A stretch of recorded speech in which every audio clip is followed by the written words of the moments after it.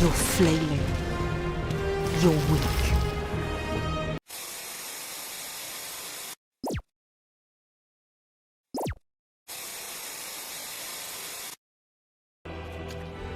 Aura, 自害しろ。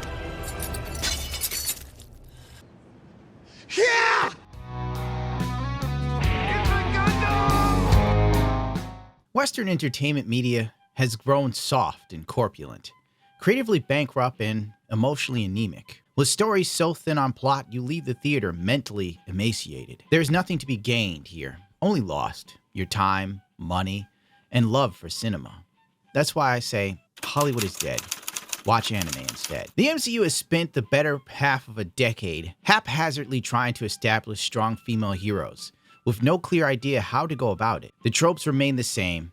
The female lead is nothing short of amazing, and the men around her are all inept. In order for her to shine, everyone else around her must be diminished. This doesn't create memorable stories or characters. It's a female power fantasy for misandrous. That brings us to Frieren. It was written by Kanahito Yamada and illustrated by Tsukasa Abe. It was serialized in Shogakukan Shonen manga, Weekly Shonen Sunday. And I know what you're thinking. Oh my god, another shonen anime. I get that. But this is nothing like Naruto or Bleach. Believe me, Frieren has single-handedly brought interest to the fantasy genre of anime, which was almost non-existent before. I mean, sure, there was Goblin Slayer, which the anime started off strong and now it's kind of mid.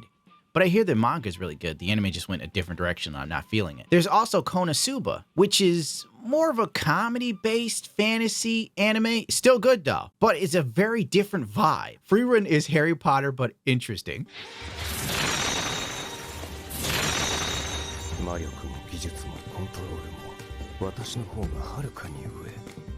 Stop him! And I'm sure that'll piss people off, but it's true. Anyway, Frieren is people-driven storytelling, unlike the MCU, which has to tell you how amazing the female protagonist is at every opportunity. Frieren doesn't need to tell you that she's a powerhouse. She isn't boastful, she isn't petty, she isn't smug or overbearing. Even her tone is calm and soothing. Everything about her is an enjoyable, likable character that the more time you get to know, the deeper she seems to become. It's clear that Frieren is a great mage because she's the last, well, one of the last surviving members of the hero party that killed the Demon King. But you wouldn't know that from looking at her humble exterior. She also goes out of her way to avoid the spotlight or drawing attention to herself. いらないよ。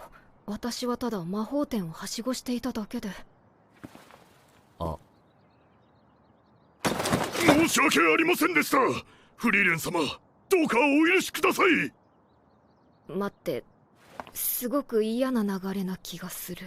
She's more interested in collecting Gamoras and learning new spells, no matter how small or insignificant. It's her hobby, it's her passion. I'm going to try not to spoil this anime for you, because it's currently ongoing and it airs every Friday, just in case you're interested.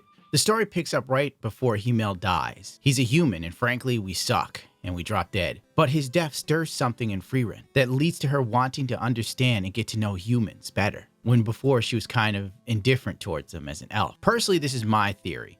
But as the story seems to go on, I think Frieren finds out that she might have actually loved Himmel on a deeper level than she realized. And I'm kind of ruining it a little bit for you. But hey, I'm just speculating. There's no ironclad proof to this. Anyway, elves live for what I'm going to assume is roughly like 1,500 years, maybe more on average. Try something like 6,000. But they suck at having kids. They're a lot like the Japanese. By the way, Himmel is the best character in the show. And he's not even really in the show. You only see him in flashbacks. The character development is so good, you begin to care about the hero party that you only get to know through flashbacks from Frieren's perspective, making you really want a prequel to this anime, which I hope happens.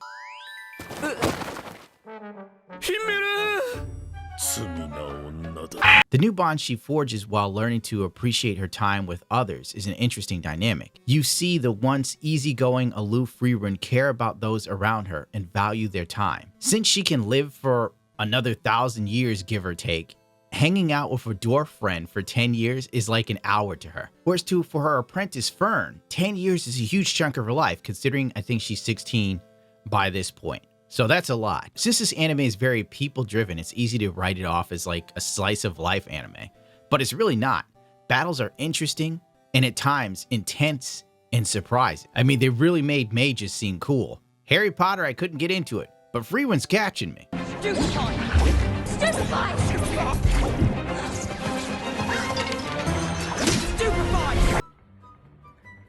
Gay. Right now, the series is in the first class mage arc, and is still airing on TV right this very second, considering it's Friday. There's a lot of intrigue, power struggles, and people with motives become a first class mage that don't seem very noble at all. Before I knew it, I was sucked into the show, and I began binge watching every episode and loving it. I haven't watched a show like Frieren in a long time, where the characters drive so much of what's going on. They're more important than the destination or the task at hand. There's even some characters that show up and they're only around for a few episodes before leaving to do their own thing.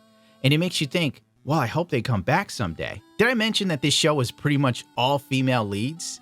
And it's done right. Frieren succeeds where the MCU and Star Wars has failed time and time again. A strong female protagonist that people like. She's capable, she's experienced, she's funny, she's endearing, and she doesn't make everything about her.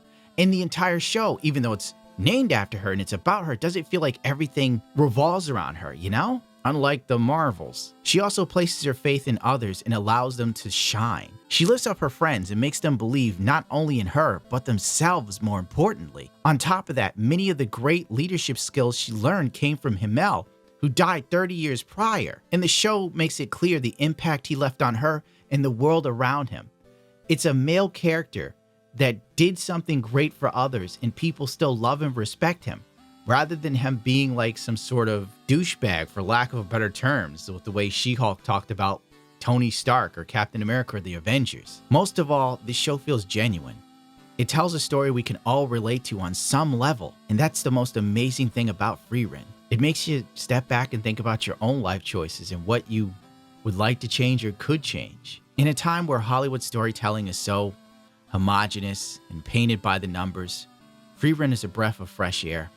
And I recommend that you watch it on any day you have free time to do so. And I'm sure if you like great storytelling and interesting characters, this show will definitely grow on you. Well, I did my best not to spoil it for you, because there's so much more I could actually talk about and illustrate and point out, but really, I'd rather you experience it for yourself rather than me telling you. Then it will ruin the surprise if it actually grows on you. And I'd rather you have that experience firsthand rather than through me. Now, well, I guess I'll go watch something bad on Disney Plus and complain about it. There's more money in that. Adios, bitchachos.